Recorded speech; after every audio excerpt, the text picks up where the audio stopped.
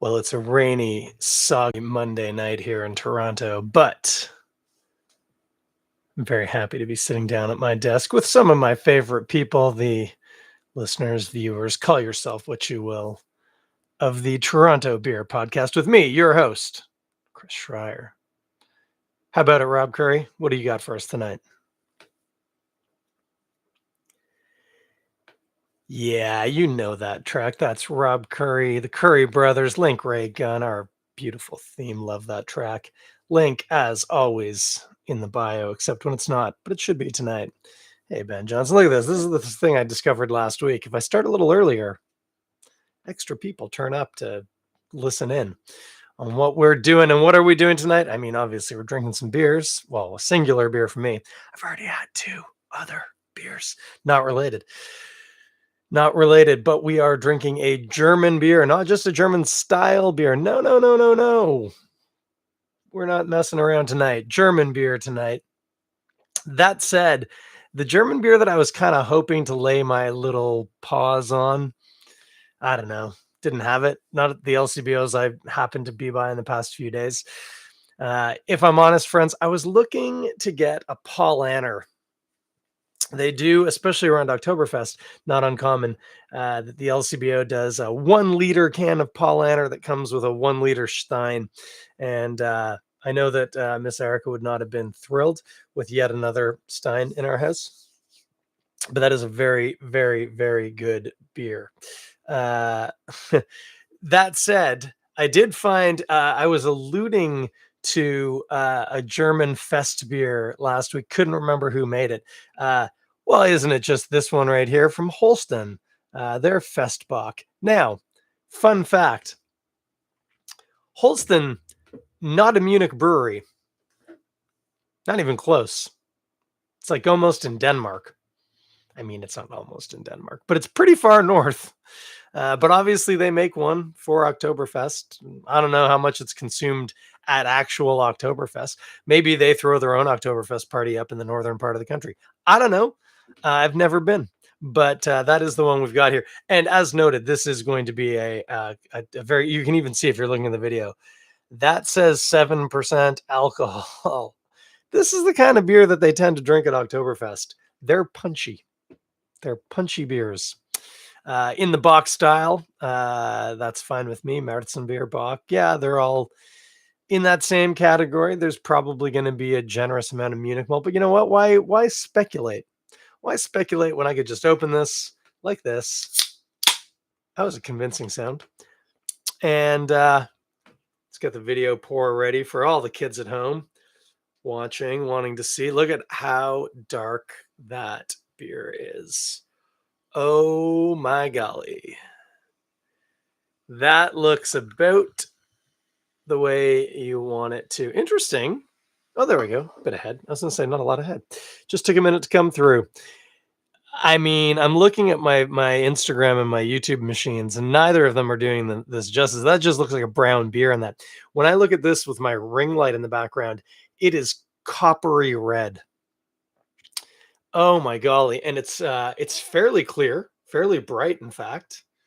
Beautiful carbonation, but just the most wonderful, yeah, just deep coppery red. Ben is saying, do I remember when I subsided solely on Bock for Lent? Yes, I do. I will remember that for a long time. Fun fact, I think I still have some bottles of that Bock in the basement. So probably not any good anymore. It certainly hasn't been refrigerated. That said, it was like 10% alcohol, so it might not need much in the way of refrigeration.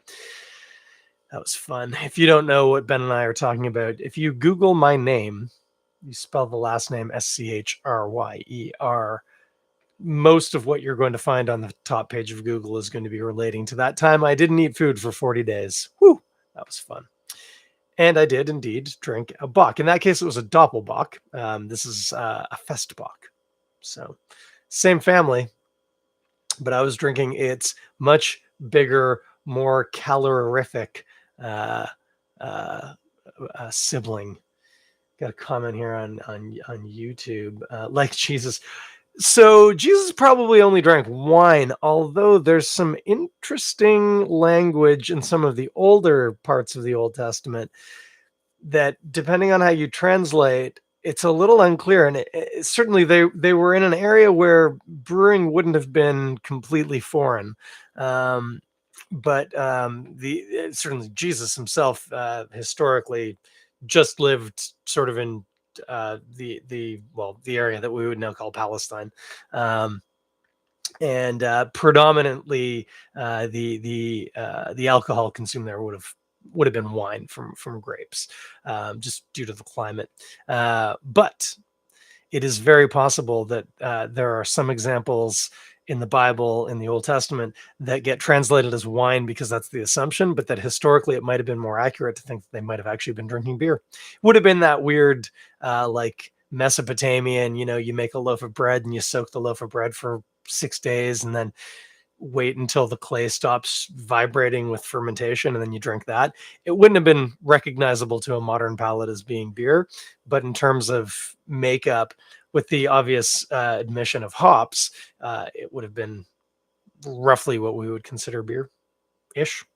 But that's a whole nother story. Anywho, I'm going to drink this beer because I poured it a minute ago and then got sidetracked. I was very smitten with its beautiful copper color. Whew. Anyway, so, I mean, the aroma, exactly what you would expect. It smells like Munich malt, is what it smells like. Caramelly, brown bread. This is going to sound a lot like last week when I had the Nonbe from Godspeed. Yeah, again, like, actually, this one might have just a touch of sulfur. Mm. Oh, and molasses. There's definitely some molasses to this one. But yeah, mostly just kind of bready, caramelly, maybe a little crackery. From Jurassic Park to Jesus, this podcast has it all. Doesn't it just? Wait till I talk about rugby, Ben. You normally leave before I get to the rugby part of the show. But if you want to stick around, I'll tell you all about the McCormick Cup. It's happening this weekend. I'll be there. Not playing, just supporting. Okay, got a drink.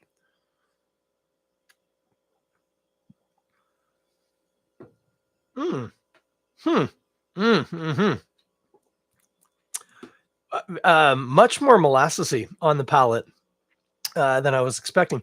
Like pumpernickel bread is kind of what I'm hitting on. But there is, um, well, there's a woody quality. Hang on.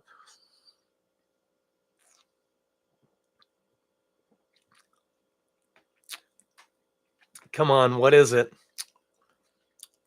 I'm going to talk for a minute and see if I can just stumble onto this. Yeah, pumpernickel bread. It is brown bread with molasses for sure. A woody note, as I say. No yeast characteristic, and I'm not getting any sulfur on the palate. It might just be a little whisper in the nose, which would be acceptable. It is a lager. Okay, weird thing to say. Loggers tend to consume all that stuff, and so that isn't the super most normal thing. Hey, darling, my wife has joined us. But in some loggers, occasionally you can get a little sulfury note, and that's not a flaw. It's not a bug; it's a feature. Sometimes in some of the darker loggers, you can get a little pong of sulfur, but could be wrong. There's something.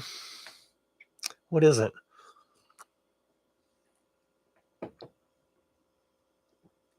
It's really hard to do while I'm trying to keep an eye on comments and waveforms. Leathery? It's a little leathery, maybe. Mm-hmm. Yeah. Molasses can kind of get into that because it gets a little sorry, I just tried to cross my leg. Oh, my knee's really sore. I'll just cross the other leg. Molasses has a lot of iron in it.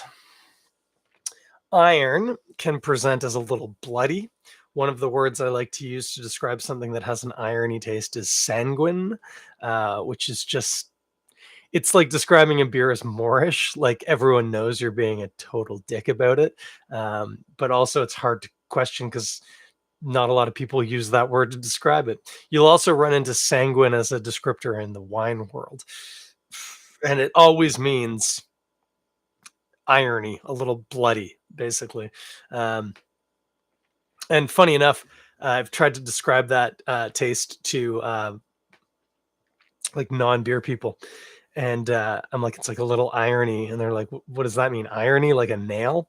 And I'm like, "No, like the way that your mouth tastes when you get punched in the face." And you'd be surprised how many people go, "Oh, I know what you're talking about. Yeah, no, I get that. Yeah, yeah." So if you've ever been punched in the face, that slightly bloody taste in your mouth, that's what we're talking about. Irony, sanguine. There is a little bit of that coming through, and that sometimes leads, does both. Sometimes that can be associated with a bit of a leathery taste as well. Leather, if you're wondering, comes from mammals, notorious for having iron-rich blood. Hmm. The woody note, if you're wondering, it's softwood. It's almost cedar, but without any resinousness. Cedar is a bit resinous. It doesn't have any resinousness. In terms of hopping, it has a pleasingly quick finish that dries out very quickly. Actually, thinking about that, a little bit of that wood characteristic comes through. I think the hop that's coming off that is just sort of herbal, herbaceous. Um, what could that be? Could be your Hallertau, could be your Tettenanger. I know I said last week I don't remember German hops at all. And then I've re-listened to these podcasts to see if I said anything stupid or something that I need to correct. And that was one of them. Yeah, I know some German hops, some of the best ones out there. Hallertau Mittelfrüh. They've got great names too. That's one of the best parts about the German hops. Crazy names. Man, I like them. Anyway, don't know what they would typically have hopped Festbier with, but it would almost certainly be a German noble hop. And again, Hallertau makes up like 80% of the hops used in Germany. So it's always a safe bet to go, it's probably Hallertau, which, by the way, herbaceous and spicy. This has got a bit of an herbaceous hop to it. The total picture, I haven't really spoken about that concept. This is a very malt driven beer. Again, pumpernickel bread, molasses, brown bread, bit leathery, little sanguine perhaps, but it's not a sweet beer at all, which is interesting. And by sweet here, I mean it's not sweet to the palate, but it doesn't have any of that density. The body here is light. I mean, it's not a light beer, but in the context of body, this could just as easily be a pilsner as far as the body's concerned. It's not a heavy, you know, it's certainly not syrupy. And a beer with these flavor components could probably get into that range if you wanted to. Despite the fact that this isn't a Munich-based beer, this is the kind of beer that you want to be drinking in Munich during Oktoberfest, because the thing is, like, you could drink it by the mouthful. Physically, there's nothing slowing you down. Oh, hey, Justin. If you think about drinking like an imperial stout or a Baltic porter, if you prefer, or an old ale, even barley wine, something like that. Like on the one hand, yeah, because of the alcohol content, you tend not to drink those in like rapid succession, but also the mouthfeel. They're very heavy. They range, depending on which one of those beers you want to pick that I just listed, from sort of the upper range of medium into heavy bodied. Don't even get me started on a Scottish ale. Like, we're talking about beers that can actually be syrupy, is one of the words we use to describe them. This beer, fair, clocking in only at 7%. We're not getting up into the 8, 9, 10 range that you might hit with some of those other beers. But at 7%, with that beautiful copper color, with this Munich malt driven, like I bet half the malt bill at least is Munich malt. And yet the beer's weight is still quite light. A very pleasing, snappy carbonation with just all these flavors happening in your mouth. So it's like flavor complexity, but very, I hate the term easy drinking. It feels like a cheap way of describing a beer, because what does that mean? Is it easy to swallow? But like in this case, that's literally what it does mean. It is easy to drink. It's not thick. It's not heavy. It's not sugary or syrupy. It just goes down real easy. So this actually is an easy drinking beer, which when you consider the reality that you'll probably be drinking this in 1 liter steins, and you'll be having a few, and it's clocking in at 7% alcohol. Well, friends, that's how you forget what you did at Oktoberfest that year. And as noted, not actually a Munich-based beer. I don't know if you could even get this in a tent in Munich. I don't think, does Holsten have a tent? There's an easy way to find out. I might look it up in a minute. But if you find yourself in Hamburg during Oktoberfest, because maybe you couldn't get an Airbnb in Munich, and you thought, Germany's not that big a country. It's pretty big. It's no Canada. But the drive from Munich to Hamburg is probably a couple hours at least. Anyway, if you find yourself in Hamburg around this time of year, why don't you go ahead and get yourself a Holsten Festbock? Or if you are in Ontario, you can get this at almost every LCBO, I think. It's very pervasive. But it does do a very good job of showing you kind of the concept of like a Märzenbier or a Festbock. You know, again, lots of Munich malt. This one, heavy on the molasses, irony, sanguine. Little leathery, little woody. Again, a bit of an herbaceous hop, but it's very mild compared to the rest of the beer. And the biggest thing is you can just crush these, which is scary. Also, I feel like the can was like $2 and change, 220 or 230 or something. Good value. Good value. Oh, Saren puts join us. I was just saying, Holsten Festbier. It's a German fest beer, but it's from Hamburg, not from Munich, but it's what was available at the LCBO. So yeah, this is it. Okay, so again, what are we going to eat while we drink this? Well, Oktoberfest foods, obviously. I mean, and I'm not going to just repeat myself with what I said with Nonbe, because they're very different. So they're very different beers. That's not entirely true. They're quite different beers, let's say. They're in the same lane of beers. This one shows a lot more molasses and iron. Nonbe tended more towards the caramel and brown bread. Who knew? Hey, I'm going to throw this out here right now. As a fellow who doesn't really eat red meat almost ever, I did have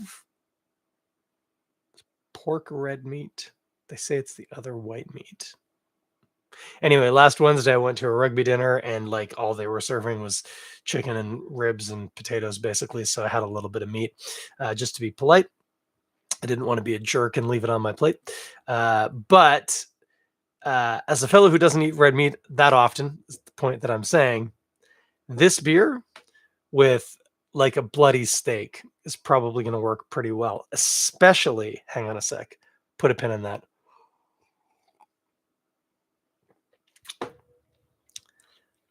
Especially if you can cook that on fire, and very specifically look into cooking a steak on coals. So you're going to build like a charcoal fire like you would for any barbecue, but are you going to put the grate on? No, you're not. You're going to level out the bed of coals. If you're listening to the podcast, I'm making a gesture with my two hands. Don't do it with your hands. You'll burn the crap out of them. Use an implement and level out the coals so they're flat-ish, and then put the steak right on the coals. Straight on the coals. I know, if you haven't done this before, you're going to think I'm crazy. You're going to say, Chris, you don't eat steak. How do you know? You are correct. I don't. But I am a classically trained French chef, and I'm going to play that card right here, right now. Ash from charcoal is, I mean, for one, totally edible. And in terms of taste, more or less inert. There's nothing to it. It's the most you can say about it sometimes is it's a bit dusty. But you're going to take that steak, cook it on the coals. Depending on what kind of steak we're talking here, this isn't necessarily a ribeye thing. Nothing big. Definitely not a filet mignon. If you're eating a filet mignon, we have other questions. Why are you eating such a lean cut of meat? Get some fat in there. It's good for you. But ribeye is going to be, hopefully, if you're getting the right ribeye, too thick. We're talking here like you can do this really well with a flank steak or a skirt steak, and then you're going to cut it. Okay, so you're going to cook it, and sure, if you cook that and put that slab of meat on your plate, it would be a little hard to work with. But what you're going to do is you're going to cook it. You're going to rest it for 3 minutes tops, maybe 5 if you're feeling generous. Tent it with a bit of foil, otherwise it's going to get cold if you do it that long. But rest it for a couple of minutes, and then slice it through the grain, like against the grain, right? Perpendicular to the grain of the steak into long, thin slices. And that's what you serve on your plate. And those will cut real easy because you've broken through most of the connective tissue. So like a cheap steak, basically. Again, skirt steak, flank steak, those will all work well. Just a bit of salt and pepper. You don't need to get crazy with this. You're going to cook that on the coals for like a flank steak, 3 or 4 minutes per side, tops. But the key here is because the steak is in direct contact with the coals, you're going to get some actual burning on the outside of the steak. We're going beyond like browning and into blacking here. And that's good in this context because the irony notes in this beer, the sanguine notes in this beer, the molassesy bits are going to work really well with red meat because red meat is irony. But you want to color up that steak. You want to get some sugar reaction to the point of possibly burning because the caramelly sides of this beer are going to work really well with that too. Right. So, my goo. That's what you're going to do here. This is a case where we're not going juxtaposition. We're just going complementary. And I think that's going to work really well for you. If you don't eat steak, I'm sorry. I'm not going to do this, so don't feel bad. But it's going to be hard to find a plant-based analog to that, unfortunately. We just haven't gotten there yet. I always say we live in a golden age for plant-based eating. Haven't really cracked the code on steak. Depending on what your motivation for plant-based eating is, would you entertain a lab-grown steak? Because those are coming. No cruelty there. There was never an animal. We just grew the steak. To be fair, they grow the muscle. It's actually best if you don't think about it. I mean, it's grosser than just growing an animal and killing it and cutting it up, if you ask me, but that's just me. That would work really well with this beer. And as noted, the usual Oktoberfest standbys. Again, because this is a beer that's, it's not quite quenching, but you can certainly get through it very quickly. Anything that's like fatty or salty just makes you want to drink more of the beer. And that's not a bad thing. This is also a great beer for cheese. So just anything. Maybe not blues, but you could try. Wouldn't hurt. Might be amazing. So, as noted, Holsten, Festbock, big old 7% alcohol from Hamburg, Germany, nowhere near Munich, but still tasty and an appropriate beer for the time of year because, as noted, this weekend is Oktoberfest is on right now, and this weekend is the culmination of it. I'm told, never been, but I'm told one of the traditions is on the last night of Oktoberfest, after last call, when they shut down, all of the servers get real drunk. So all those like German women in Dirndl carrying 18 steins of beer in 2 hands, all that, they all get steins from the bar and they just start drinking and having their own party. And apparently the first song that they play as like the punters have to leave and the servers just get to light it up is Angels by Robbie Williams. Do you know this song? Angels. It's not a widely known song in North America, and to be fair, Robbie Williams, I would argue, not a widely known performer in North America, but he is huge in Europe. He was he in Take That? Something like that. No, you know what? I didn't look up something a minute ago. We'll look up Robbie Williams right now. I'm just going to try not to knock this beer over. Williams. Robbie Williams. Yeah, he was in Take That from 1990 to 1995. Angels is arguably his favorite, most famous song. It doesn't say that here, but I'm just, I'm editorializing. Man, he was born in 74. He looks great for being almost 50. Robbie Williams. Anyway, Angels. It's possible if you're listening to the podcast, I've been playing Angels in the background this whole time. I don't know. We'll see how creative I'm feeling when it comes to the edit. Oh yeah, I brought that up because it was like this weekend is the end of Oktoberfest. Anyway, I'm going to be back on Monday, and I will do one more Oktoberfest beer because I still want to get that one from Black Lab. Darn right I do. Darn right I do. Pardon me. I just burped. And had a sip. Hey, what's happening? We got any events coming down the pike? I feel like I saw some stuff in my email box this week. None of it's popping out. Don't know if there's still tickets available to Blocktoberfest, but I think it was this weekend coming up, unless it was this weekend that just passed. No, I think I would have seen photos if it was. Must be next weekend. This weekend, I mean. The weekend of the 1st and 2nd. What else? No, I mean, I got nothing off the top of my head. No one's reaching out telling me, hey, can you try and remember to promote this thing? And I'll say, yeah, I'll try. Probably not. But if you have an event that you might want publicized, have your people talk to my people. That's, I think that's what they say. Yeah, I know. I don't know events. I should really make notes. I should try harder. Anyway, yeah, let's go rugby. I'll just actually before I do, I'll just quickly plug. I am planning Beer Scouts. Listen here, follow on social media. I haven't put together the social media account, but I do own it, so that's positive. And also Spent Grains. I want to bring that back. And this no, who am I kidding? It's not going to happen this weekend because of what we're about to talk about. But it's coming.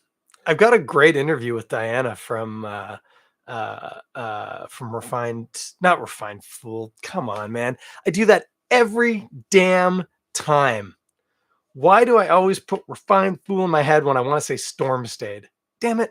Stormstayed. Sorry, guys. I love Stormstayed. I just like Refined Fool a lot too. Similar vibe. Is there a similar vibe? It feels similar to me. Anyway, Diana. Had a great interview with her in like May. And then my summer got away from me. Oh, hey, Jake. Joining in at the proper time, except that I've adapted and start at 8:30 these days. We've been rolling for 28 minutes. Okay. Why did my summer get filled in? Because of rugby. Because rugby all the time, every day, except Fridays, every other day. The kids' rugby is done. The culmination of not just this year, but last year too, for the senior men is this weekend, this Saturday at Fletcher's Fields, I think in Markham. I don't know where it is. It's 404 in Elgin Mills. Stouffville? I don't know. It's north of the 401. That's all I know. Actually, both of our teams are playing. Our twos are playing for the G Gauge Cup, I think against Lindsay. Kicks off at noon on Saturday. And then the big one 3:30 at Fletcher's Fields. The first time we've done it in, I think, 3 years or 4 years. The McCormick Cup is going to be decided, and it is Balmy Beach versus the old rivals, Toronto Scottish. They got us in the league, so it's time for retribution. As I said last week, I think the scoreline is going to be different, and that is where I'm going to be this Saturday, and that is why I'm probably not going to get anything else of any value done this weekend, because I will be getting excited for the game, then I will be going to the game, then I will be at the game, then I will be partying either as a wedding or a wake after the game. Then that's going to go on for a long time. Then we'll probably come back down to the city and we'll do more down here. Then I'm probably going to wake up with a pretty sore head on Sunday. Got some stuff to do at church, up to and including the blessing of the animals at 3 p.m. You know what? If I'll throw to that right now. Hey, do you have an animal you want to get blessed? We like to bless animals at my church. We do it every year. 3 p.m. at St. Aidan's in the Beach, which is like, I don't know, 2000 and something Queen Street. It used to be a Silver Birch address, but when we changed the building, we changed the address, and it's gotten all very confusing. It is at Silver Birch and Queen Street in the Beach. Easy to get to on transit, equally easy to get driving, great to get to walking if you're within walking distance, which I am. But if you have a pet and you would like that pet blessed, whatever that means to you, come on down. 3 p.m. We've got a cool little service. Pets are welcome. We bless them. Toronto police often send a mounted unit or a few. One year, I think we had 4 horses. All of them got blessed. You bring them, we bless them. We bless the snake. And like, if you read the Bible, they were part of the problem, not part of the solution, okay? And that's fine. We love them too. Bless them. When our little beautiful turtle was alive, she got blessed. Ginger's going to go over, going to get her big, beautiful, stupid face blessed. It'll be great. So if you want your pet blessed, St. Aidan's in the Beach, Sunday, October the 2nd, 3 p.m. Come one, come all. We don't even care if you don't believe what we believe. If you just want to have your pet blessed, we can do that. That's fine. We roll. It's cool. Bring them down. I want to meet them. Whatever the pet is. Cat, dog, reptile, horse. I mean, if you come on a horse and you're not a cop, that's mad respect. I'll big that up till I'm blue in the face. Anyway, I'm going to be doing all that probably with a very sore head. And by the time I'm done all that, I'm just probably going to want to go home and have a nap. So all the important stuff is probably not happening this weekend. But then I'm on holiday. So surely one of those days I'll do a lot of admin and get everything, clear my calendar, clear out the whole backlog. It's going to be great. I will be back, as I said, on the 3rd, which is a Monday. Hopefully my head will be better by then. If we win, I mean, there's just no telling, but hopefully it's better by then. And I will be doing that last German style beer from Black Lab if I play my cards right. And I have no reason not to. I can just wander over any old time in the day on Monday because I'm not going to be at work, guys. It's going to be so great. I've got 3 more days of work and then I'm on holiday for a week, except it's more than a week because I get Friday and the following Monday off. Ooh, what a life. What a life. I'm a lucky man. Anyway, as noted throughout the show, tonight's beer, Holsten Festbock, 7%, as it says right there on the can. Hoo-wee. Tasty beer. It's a tasty beer. I would suggest you pick it up. You can get it at the LCBO right now, or if you live in Germany, they're in Hamburg. So either or. I'm sure it's widely available. Holsten is owned by Carlsberg. They have pretty good distribution, so you can probably find it wherever you need to look for it. I think that's it. Guys, can you believe what a journey we've been on? All these times I talked to you about rugby under the guise of this being a beer podcast, and we're just 5 days away. We have 2 practices and a captain's run. and then it all happens. I've never been involved with a team that was actually contesting anything of any value. It's the first time. I'm not worried. We're a good, strong team, but I'd be lying if I said I wasn't feeling nervy. So I'll be back in 7 days. We'll talk about beer. I'll tell you what happened in the rugby game. I'm going to let Rob Currie take us out as usual. Link in the bio. Pick up this record. It's a banger. Love this track, Link Ray Gun. Take care of each other. If you want to come up to the rugby, message me. I've already given you the details, but happy to give them again. If you want to get your pet blessed, again, details have been listed. Message me. I can give them again. And just before Rob Currie and the Currie brothers kick it in, you can almost hear that guitar lick coming in right now. But to my brothers at the beach, boys, up the beach. Night.